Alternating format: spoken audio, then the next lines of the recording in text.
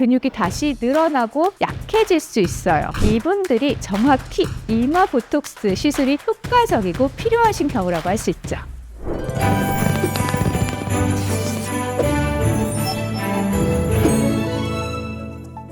안녕하세요. 성형외과 전문의 닥터 줄리쌤입니다. 오늘은 안검하수에 대해서 이야기해 보도록 하겠습니다.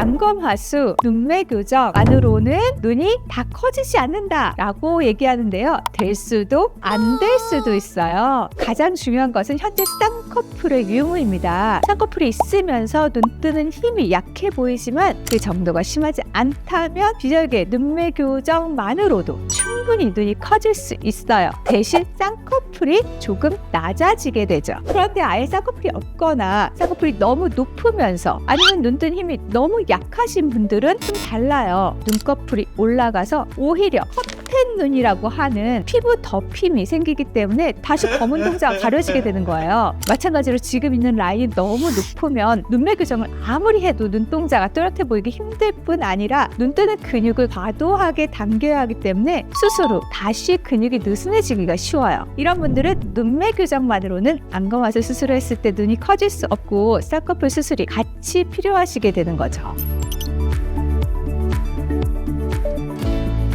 우선 대표적으로 비절개와 절개 방법이 있습니다. 눈 뜨는 근육은 바닥 쪽, 즉 안구에 닿아 있는 점막 바로 위에 얇은 보조 근육이 하나 있고요. 눈 구조 가운데 층에 안검거근이라고 하는 주동근이 있어요. 이 보조근을 당겨주는 것은 비절개 방식으로 가능하지만 주동근에 해당하는 안검거근을 당겨주기 위해서는 절개 수술이 필요하게 됩니다. 눈 뜨는 힘이 살짝 아쉬운 정도라면 비절개 방식으로 이 보조근에 접어주어서 눈매 교정을 해드릴 수 있지만 눈 뜬 힘이 많이 약한 경우 절개를 하지 않는 경우에 효과를 느끼시기가 어렵습니다. 그런데 이 보조 근육은 돌출눈의 경우 안구의 곡면이 가파르기 때문에 많이 늘어나 있어서 수술적으로 당겨주기도 쉽고 수술 후 효과도 좋지만 환물눈의 경우는 이 근육이 짧고 안으로 말려 들어가 있는 경우가 많아서 효과가 아쉬운 경우가 많아요. 따라서 비절개 눈매 교정이라고 할지라도 눈의 돌출 정도와 필요한 교정량의 정도에 따라서 할 수 있는지 없는지를 결정하게 됩니다. 절개 방식을 이용한 안검하수의 교정은 현재 상태에 따라서 방법이 많이 달라지게 돼요. 노인성 안검하수의 경우는 안검거근이 안검판이라고 하는 눈 뜨는 판으로부터 아예 떨어져 있는 경우도 있어요. 이 경우는 안검거근을 당겨주는 것보다는 우선 제 위치에 부착시켜주는 것만으로도 많이 좋아지게 됩니다. 안검하수가 심한 경우라면 일부 안검거근 절제술이 필요할 수 있습니다. 눈 뜨는 힘이 너무 약하다면 안검거근을 최대한 안쪽까지 박리해서 안검거근의 띠처럼 두꺼워진 부분까지 당겨주는 것이 필요할 수도 있고요. 재수술이고 이전 수술로 인해서 안검거근이 앞뒤로 유착이 심하다면 박리를 아랫면까지 충분히 해서 기존 유착을 풀어주면서 보조근과 주동근을 함께 당겨주기도 합니다.